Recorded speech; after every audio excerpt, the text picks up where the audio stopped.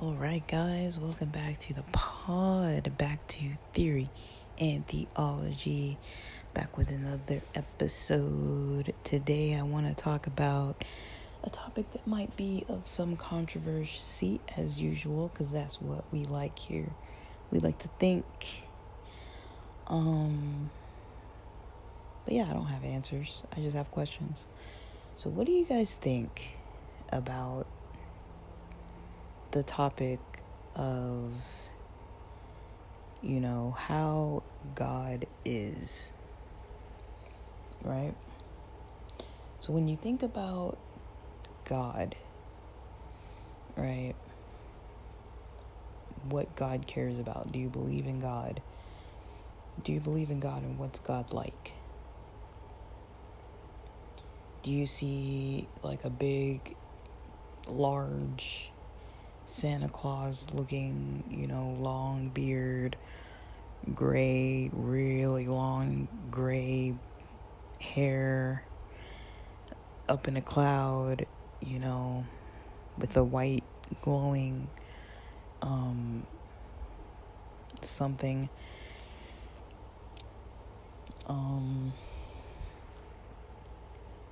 According to the Bible, no one's really seen God. According to the Bible, Moses saw the hem of God, and Jesus heard the voice while being baptized.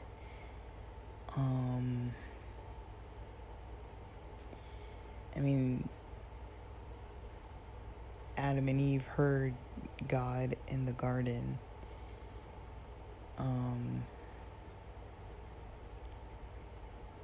After they ate from the fruit. But what's God like?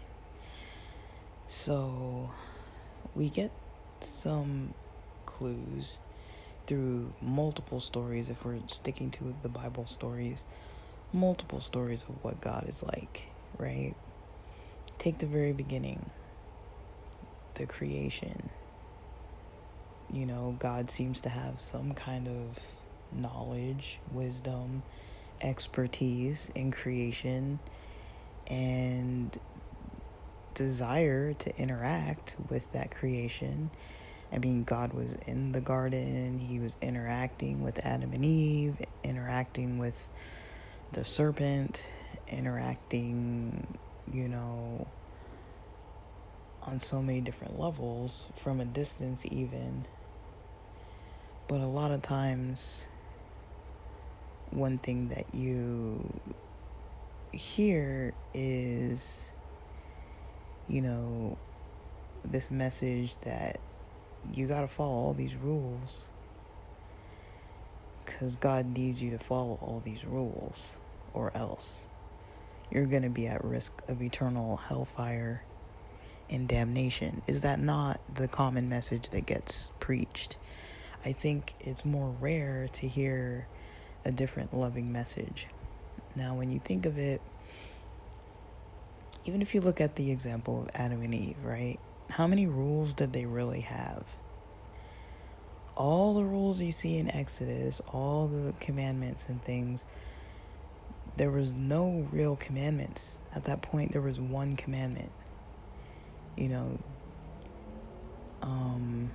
Don't eat from the tree of knowledge of good and evil. That was it. That one commandment. That was it. For however long Adam and Eve were in the Garden of Eden, there was one. Well, there were other commandments, I guess. No, I'm wrong at that. So there was a commandment. God commanded everything into existence.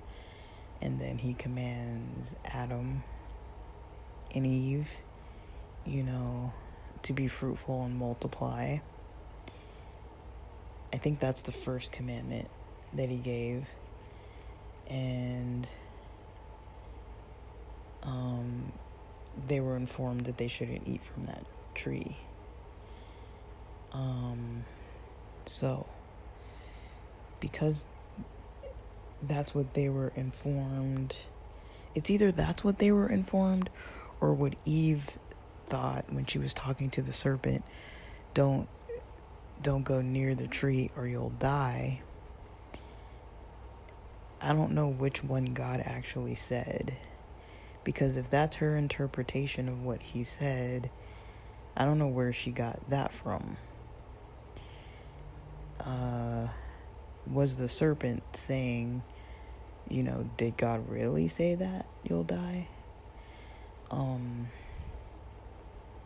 Or does he know that you'll be like him, knowing good and evil?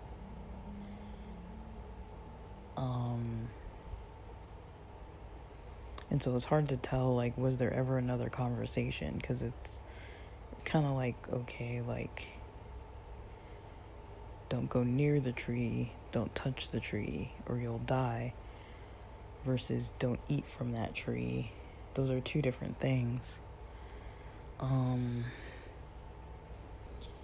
But anyways, when you look at the very beginning, there really wasn't a lot that Adam and Eve had to really be doing, right? Even after they get cursed, there's the comment about, how Eve is gonna, have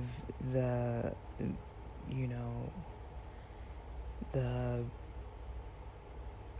pain of women and all that kind of thing, with childbirth, and then how Adam is gonna have to struggle to toil the land to support, the family,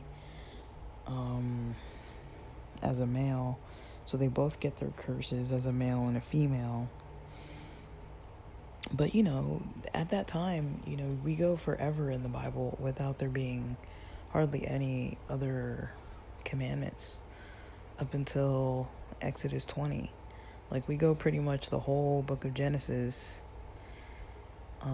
There were things that happen where God comes and commands people to do stuff. But it doesn't sound like there were a whole lot of commandments in the beginning, which is an interesting thing to me.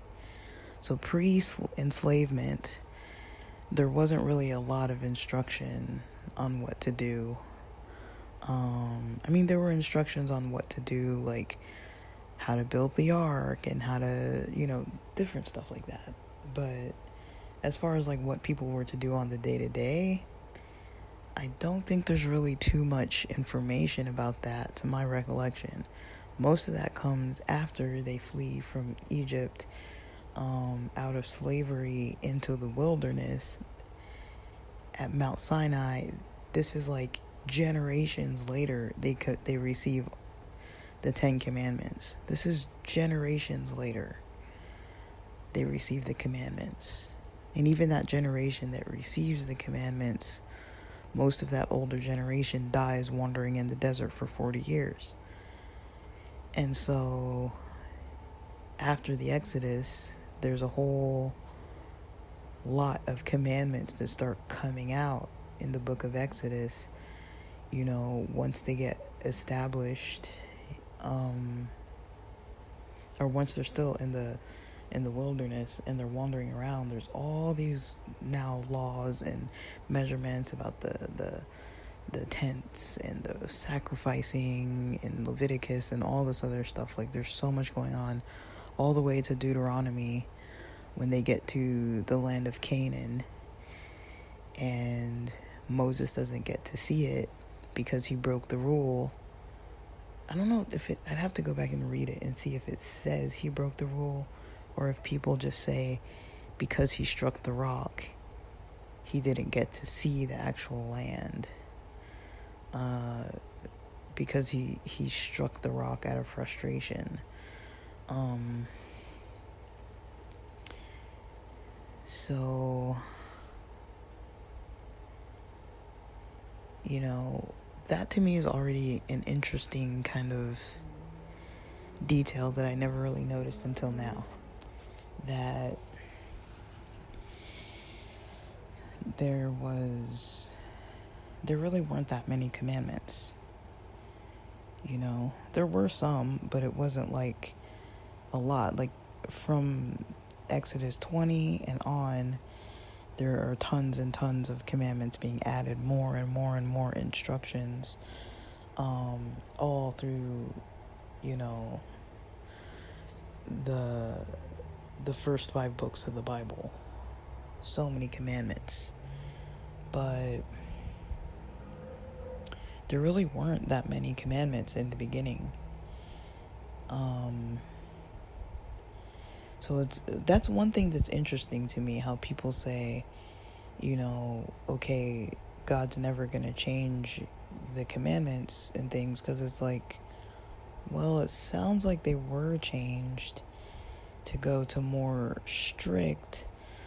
So when a lot of Christians have this explanation of, how the commandments got less strict with Jesus, because that sounds like what Jesus was saying. He wasn't necessarily saying don't follow the commandments. I mean, if you want to do it kind of thing. But he was saying, what he was teaching about wasn't the yoke of the Pharisees. He wasn't making a law around the law to have that fence around the commandments. Kind of how Eve said, don't go near the tree, don't even touch it. It's like, well, saying don't eat something, saying don't versus saying don't touch it or go near it, those are two different things. Because you can still touch something and be near it and not eat from it. But you can't eat from something necessarily if you're not touching it or going near it. It'll make it so you won't be near it. But the serpent was placed there, right? So if the serpent was placed there, who God already knew was crafty, right? Why would the serpent be placed there? Like, what was it just supposed to stay at the tree of knowledge of good and evil forever, and Adam and Eve stay all over the rest of the garden forever, and they're never going to get curious?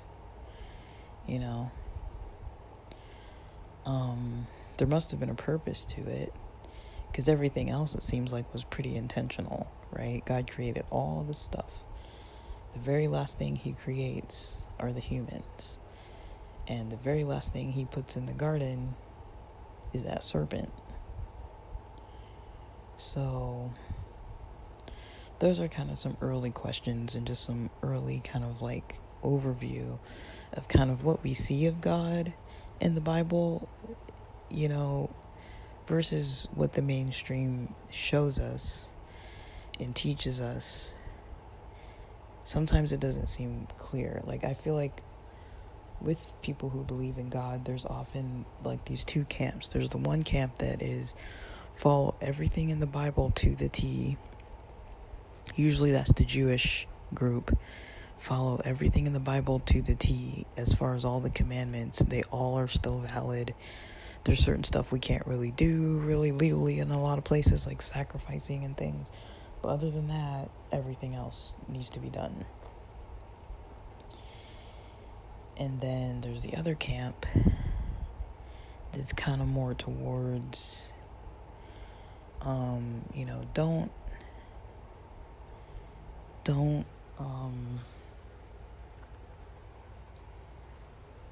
I don't know what it would be called. You don't have to follow all the commandments. It's just, love God and love your neighbor as yourself, because all the commandments hang on these, and that the law was done away with by Jesus' death and sacrifice. Because when he was on the cross, he said, it is finished. People take that to mean that everything he did was to make it so we are no longer under the yoke of the commandments. Now, Jesus seemed in his time on earth to already be saying that we're no longer under that heavy yoke that the Pharisees were talking about, like, oh, they picked grain on the Sabbath, or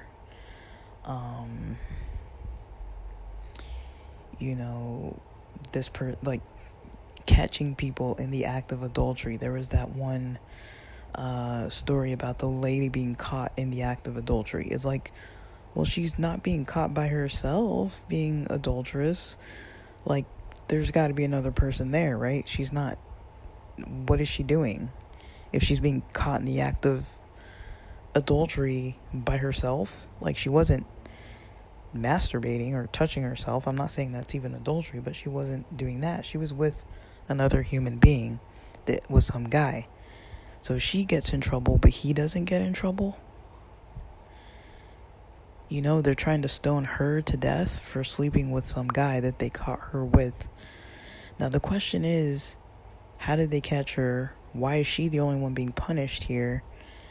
And they probably knew what she was doing. It was probably jealousy. I'm gonna guess. And I don't know this for sure. This is just my brain guessing at things. In that time period, if you didn't have a son or a man who was your husband, or a father, or an older brother or uncle, or someone to take care of you that was trusted and helpful, like if you had a toxic family, or if you had no trusted males or no living trusted males in your family, and you're a woman and you're not an old woman, I mean, none of these people were that old. They were probably living to like their 50s or something, 60s, 50s. So she was probably in her 20s, maybe her 30s, maybe her 40s. She probably wasn't that old. She was probably between, the age 13 to like 40 something, which is not that old. So she was probably a young woman. I'm assuming that she is possibly providing services for money, sexual services for money, because she had no other way to make money. Usually people who are doing those types of jobs aren't doing it necessarily because they're like, I just love my line of work. This is what I always wanted to do. Since I was a kid, I wanted to be into prostitution. I don't think most people want that risk. I mean, some people might want to be sex workers of some kind, but to go into like an exploitative field like prostitution or something like that, I mean, she probably wasn't sleeping with guys for fun, especially if it's punishable by death. Like, that's a pretty high price to pay, unless you're really that sexually in need or whatever. But I feel like most people aren't really going to get to that level where if it's punishable by death, they'll probably just figure it out for themselves by themselves. They're not going to like go and like find somebody to risk their life with somebody. So they probably knew where she was going or who she was going to be with, or she got tricked into being with somebody that told someone else the time, location, or whatever. It was a setup. It sounds like it was kind of a setup. And there's probably a reason why she was doing it. She probably wasn't just doing it just because I don't know. I know people who have gone into different forms of sex work and worked in those types of atmospheres where they were being exploited, and I don't know any of them who enjoyed it. They're not proud of what they do necessarily. They're not like sharing it with everybody. I mean, they've told me about it, but I mean, like, probably because they knew I didn't really look down on them because of it. They just told me because, like, I don't know why. They just decided to tell me.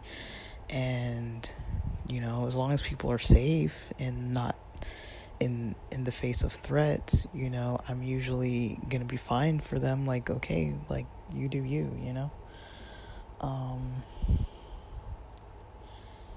But, take those types of examples. The Pharisees, all the leaders wanted to stone this lady to death. One of the forms of stoning is pretty graphic. I mean, stoning is graphic. When you think of it, how long does it take to have rocks and stones cast at your head as you're buried in the sand, unable to move, and having basically almost like somebody throwing bricks at your head? A whole community of people throwing bricks at you. How long would it take you to die? I mean, you've seen people get beaten by a bat or something, and that's like direct.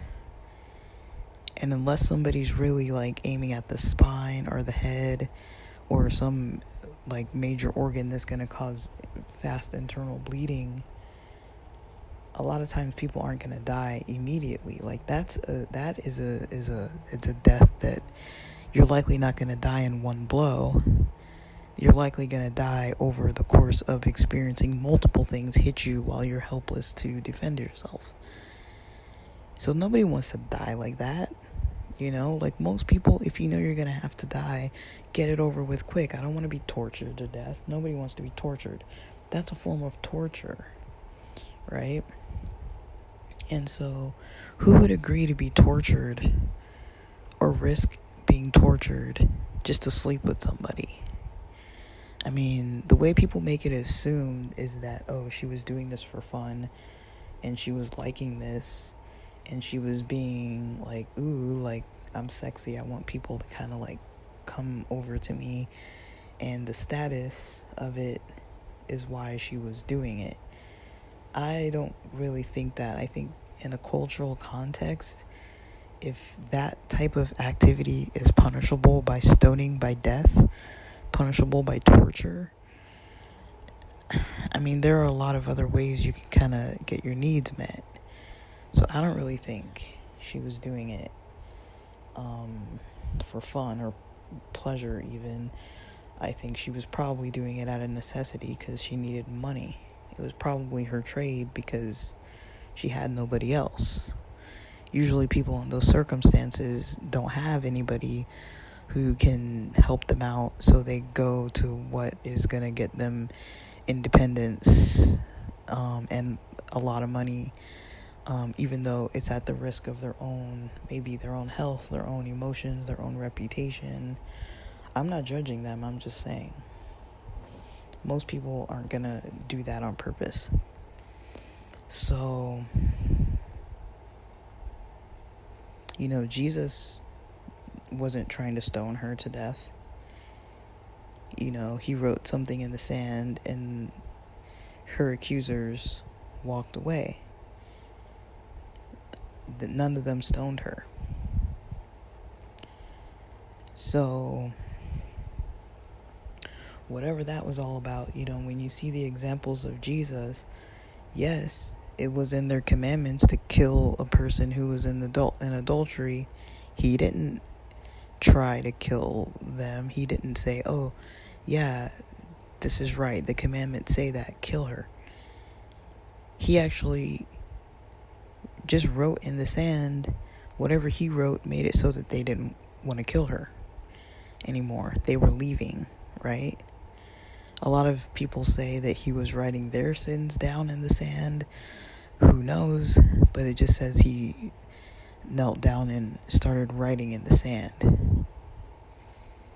And that means he was literate. He could write. He was writing to people who could read. Not everybody could read. Not everybody was literate. So that's specifically to a population of learned people that he was writing to in the sand. So it seems like it was like a class war kind of thing. The haves versus the have-nots. I mean, this is how I think about things. When I read them, I try to look at them from multiple angles, and I'm like, what might have really been happening here? And you see that multiple times, where there is a commandment where Jesus is like, okay, it's unlawful to pick grain on the Sabbath, or to do this on the Sabbath, or to do that on the Sabbath, or to do this. It's unlawful to, commit adultery. It's unlawful to do this other thing. And he was not condemning people. Like, there were people who he was like, sin no more, or like, don't do whatever the heck it was that they were doing. He would tell them not to do it anymore. But other than that, most of the time, he was just combating these, evil religious leaders who were, I'm not saying every religious leader is evil. I'm just saying he was against them. He was against these evil religious leaders. And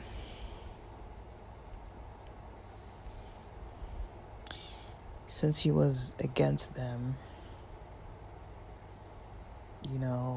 at everything they said, it's kind of like, okay, if Christians take after Jesus, and Jesus wasn't condemning of all these things that, according to the law, people were clearly breaking these laws,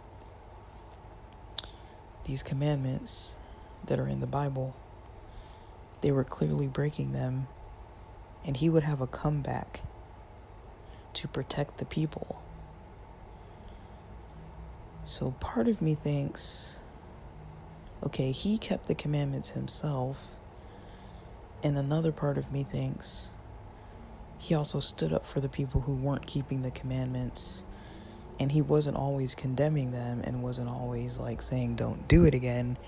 He kind of had his method of taking care of things and arguing and debating with these evil people.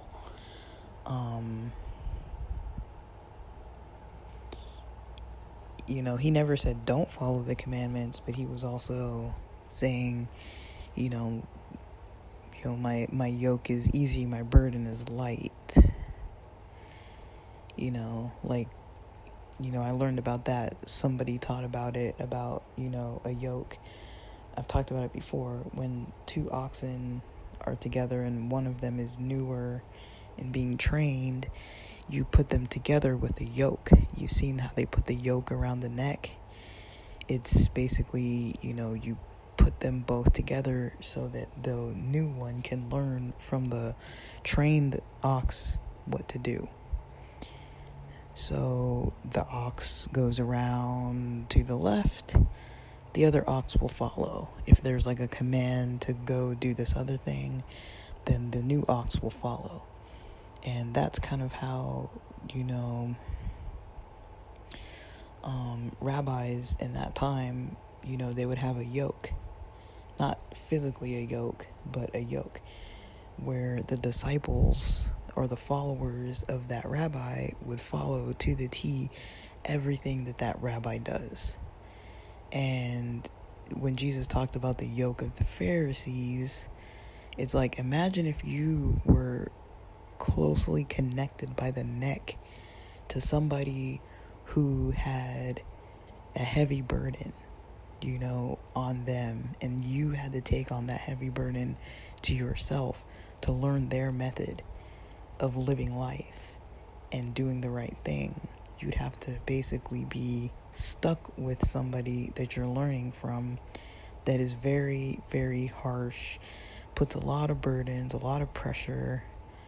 Does that not sound like what the church teaches about hell and all that kind of thing?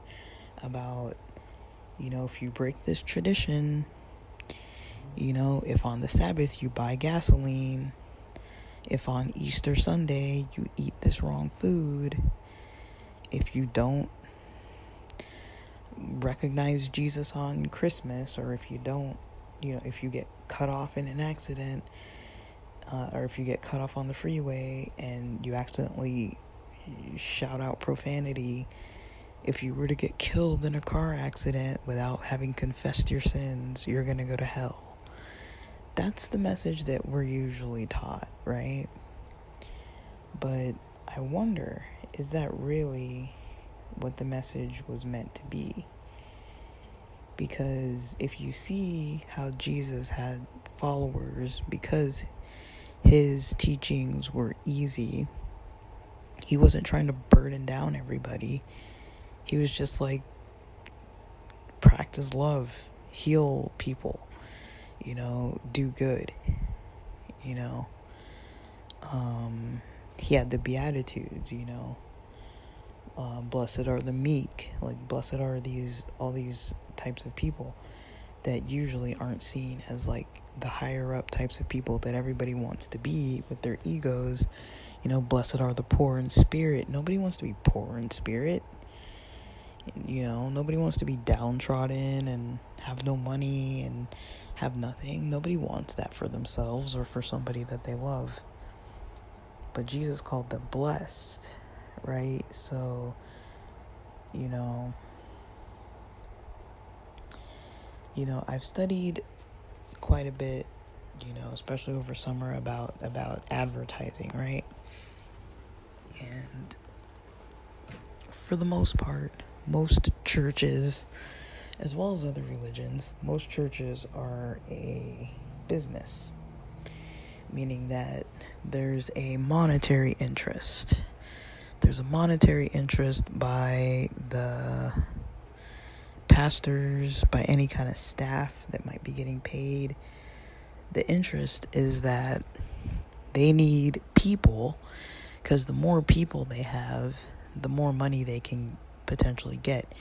If you have a church with 5 members versus a church with 5,000 members, when that tithing and offering comes around, it's very unlikely that the 5 people church is gonna give more money than, you know,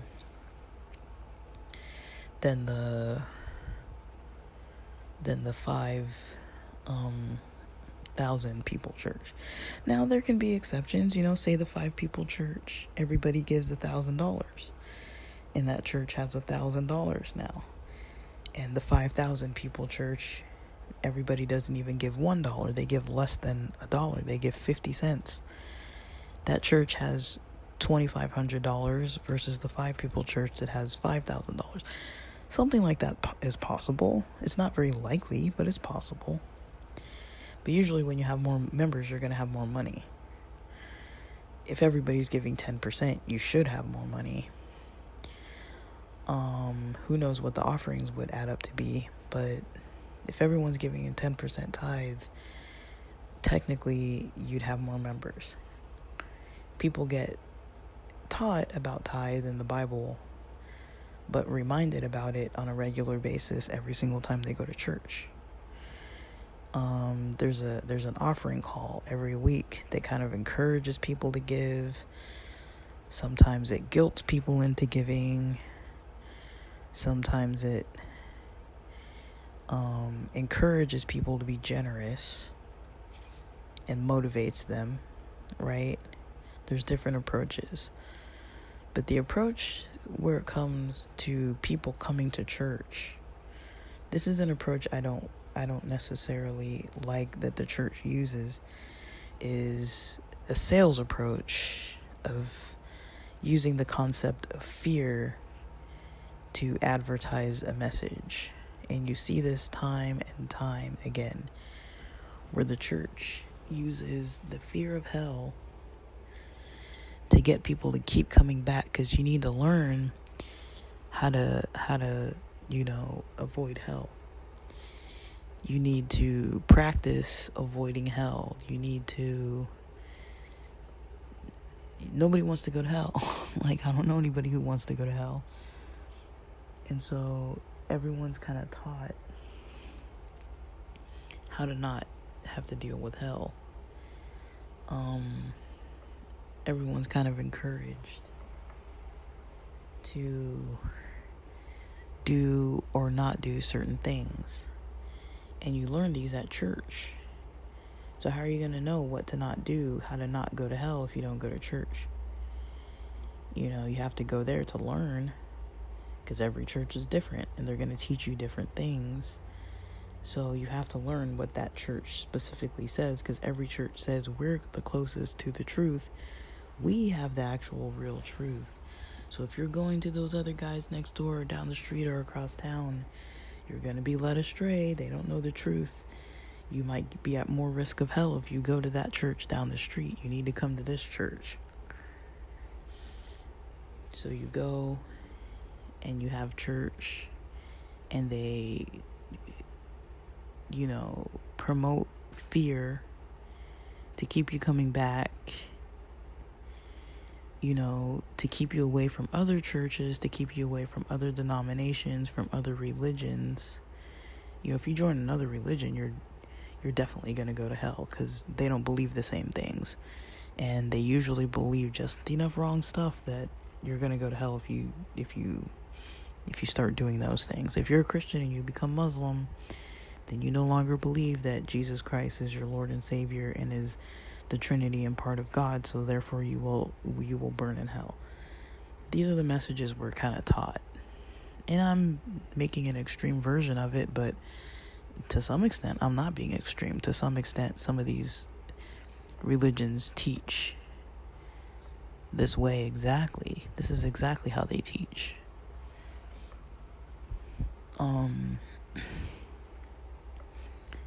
So I guess the last point I wanted to touch on was, the advertising aspect, the fear advertisement.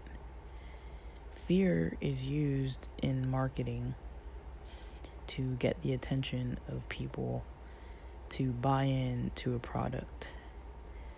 Now, the church, not all churches, but the churches that are a business, need members to buy in to their product so that they can pay tithes, pay offerings, and the church will continue. I'm not saying people shouldn't pay tithes and offerings. I'm not saying people shouldn't go to church. But a lot of times the message might be a tricky message to get you to commit to staying at that church more, bringing more people to that church, more of your friends, more visitors, trying to get in more members so that church can have more money. They don't give the money back to the members. Some churches are very generous, they put more money into their programs, and you see them like having more money for outreach, and more money for homeless ministries, and more money for teaching ministries, like having a tutoring service or a computer repair service, or a service for elderly seniors, how they can get together and not be lonely, or a service for, Meals on Wheels, or a service for, transportation to get people around shopping during the week, like any kind of random little thing that can be of help to people in the community. A lot of churches will only help their own community. You have to be a member of their church or somehow committed for them to even help you. I experienced this when I went to the Rock Church. There was an old lady who was my client who needed help moving. I was not allowed with my job to help her move. There was nobody that we could find that would help her move for free.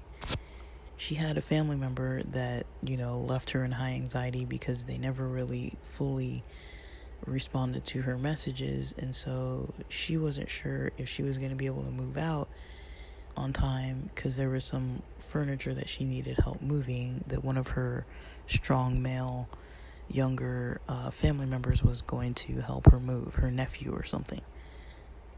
And he would never respond. And so she had to wait till the day of. So before this, I call the church because I'm like, okay, they have a lot of services. So I go on their website and they have this type of service where they help people move. They ask me, has this lady been to these, like they had these kind of like, this kind of like service, I don't know what you call it. It was like after church, there were like, let's call it 3 weeks, 4 weeks, where you were supposed to be going to kind of turn your life around. They had this kind of service where you would have to go to that to start being part of, like, either consider if you want to be a member of the church or to be able to be involved in the church more. You had to go to those 3-4 meetings, whatever they were called. So they asked, is she a member of the church? And I'm like, no. And they asked, well, are you a member? Did you go to these meetings? Have you been attending? I was like, well, I've gone to the church, but I don't really go to these other meetings. For those reasons, they would not help this elderly lady, even though they had the services available to help her. They didn't want to help. They're like, well, if you're not going to engage in our church the way that we need you to engage in it. They didn't say it like that, but that's pretty much what they meant. Because you're not going to these meetings, that means that you have this level of commitment. And it wasn't a lot of meetings. It would have been like 45 minutes after church or something like that for like 3 consecutive Sundays or something like that. It's like classes you have to take to like be at this different level at the church. Like, you could just go and never go to those. You could just go to church, go to the meals, go to all the events and never be part of that. But if you wanted to actually do more or be recognized more or have some kind of standing or something, you have to at least do those first. So because she hadn't done those and I hadn't done those, they didn't have to help us. They didn't feel like they needed to help someone who needed help.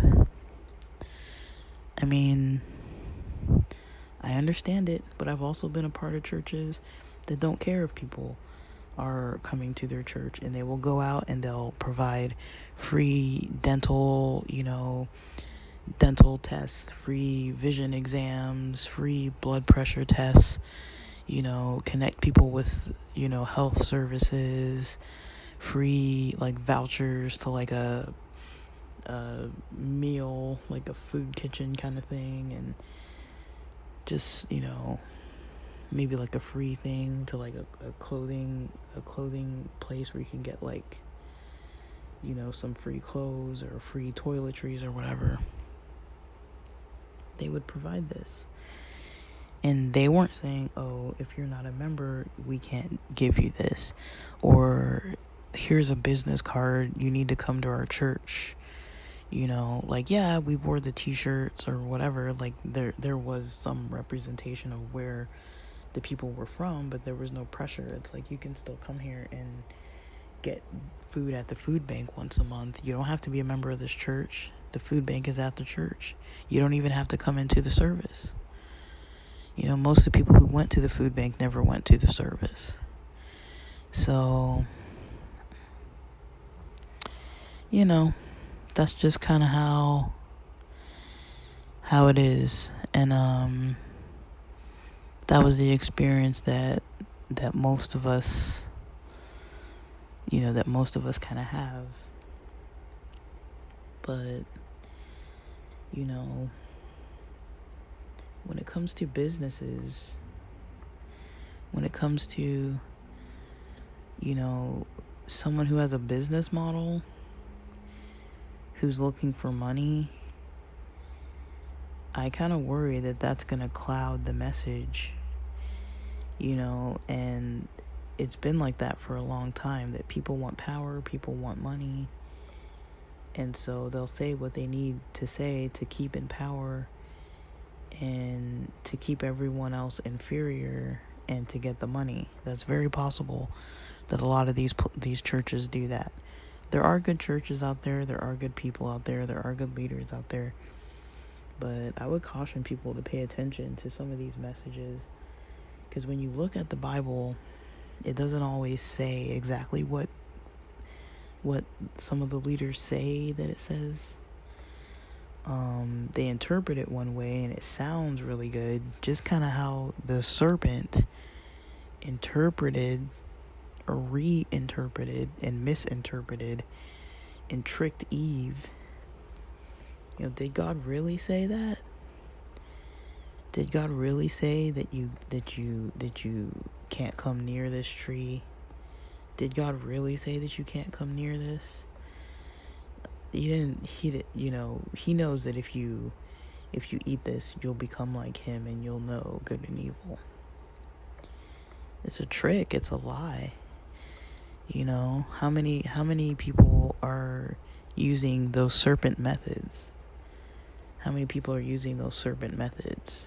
If there's not love attached to it, if there's not concern, Not concern out of the fear of you're going to burn in eternal hellfire, but concern for your well-being right now. Do they care about you now? Do they care that you had a good day? Do they care that you're struggling with, with the stress of, what religion can place on people? Are they helping you with the stress, or are they making you feel worse? Are they giving you any kind of hope? Are they showing any love, or are they making you feel worse? What's actually happening?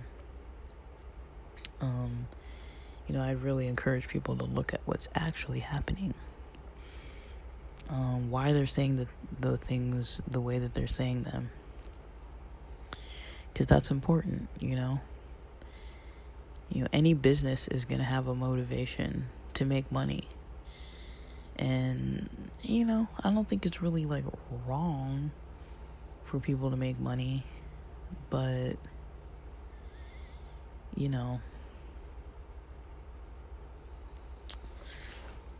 some of these people do things wrong. They say things wrong. They know that they're wrong. I'm asking questions. I don't really know. But it's something I was kind of thinking about earlier. I was like, what do I think about these topics? What kind of questions do come up? Those are usually the ones that come up right now. Are people portraying, the accurate information about what God wants from people? It doesn't seem like early in the Bible God really had a lot of demands. Even after Adam and Eve ate the fruit, there didn't seem to be that many demands. They were cast out of the Garden of Eden. Things did happen, but he wasn't like, okay, because you ate from this fruit, here's a whole list of every commandment, that you have to now follow all these rules. No, they went on for generations and generations. I don't even know how many generations it was, before Moses was even born. Because in Moses' youth, his people were already in captivity or going into captivity. But,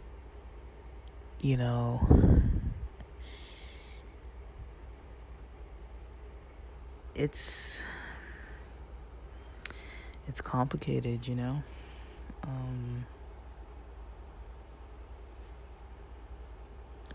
I'd like to know the answer. I don't really know the answer, but I'd like to know the answer. But I don't know what you guys think. Do you think, people do you believe in hell? Do you believe in heaven? Do you believe in God even? Do you think that people need to follow all the commandments and all the traditions of the church? Do you think people need to follow the commandments as the Jews follow the commandments? Do you think people will go to hell if they don't follow them all or repent for not following them all? Do you think people will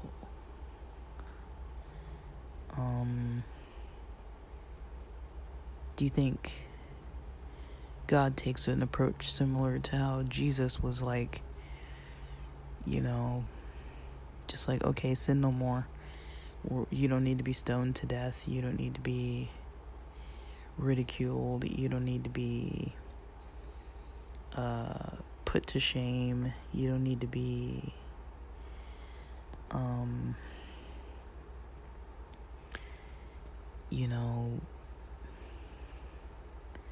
hated on or stuck with all the fear. You can rest assured that you know what you believe and you're in communion with God and God tells you what to do.